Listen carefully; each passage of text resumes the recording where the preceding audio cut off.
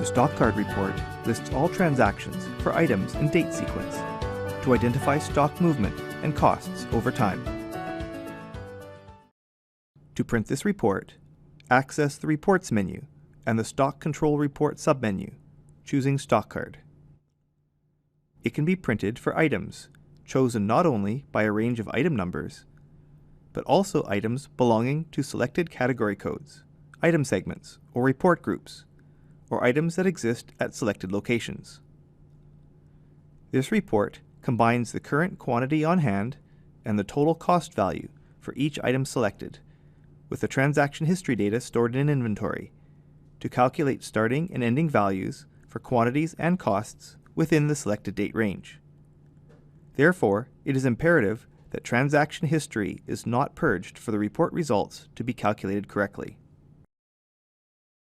If you maintain more than one location, you may choose to print item transactions consolidated across every location, which shows company-wide stock movement and includes the total inventory value of that item as a result of each transaction.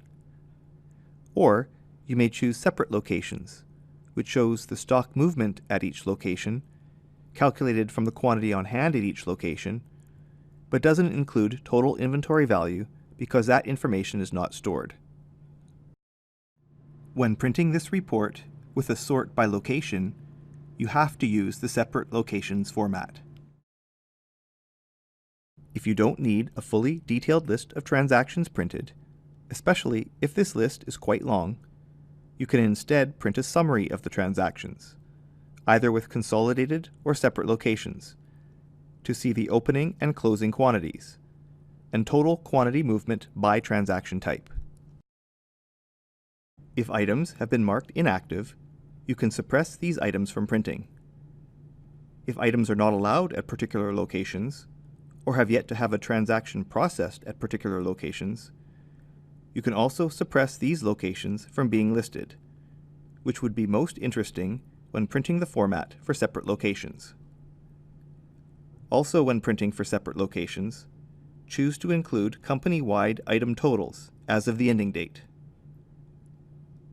When the extended cost of a transaction is not an exact multiple of the item quantity, this may cause the calculated unit cost to have more than 2 decimals of precision.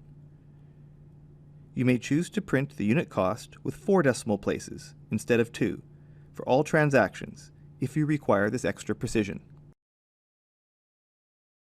The results of this report can not only be printed to paper or PDF, but can also be exported to an Excel spreadsheet with the Excel Direct Print feature. Use the Excel Options screen to specify the name of the file and where it will be saved. Then click the Excel Export button to create the report in a table-based spreadsheet that you can use for further filtering and investigation. Track sequential movement of your inventory with a stock card report. Find out more about Adagio from the product page on our website. Watch another training video on this Adagio program from the playlist, or subscribe to the Adagio YouTube channel. Thanks for watching.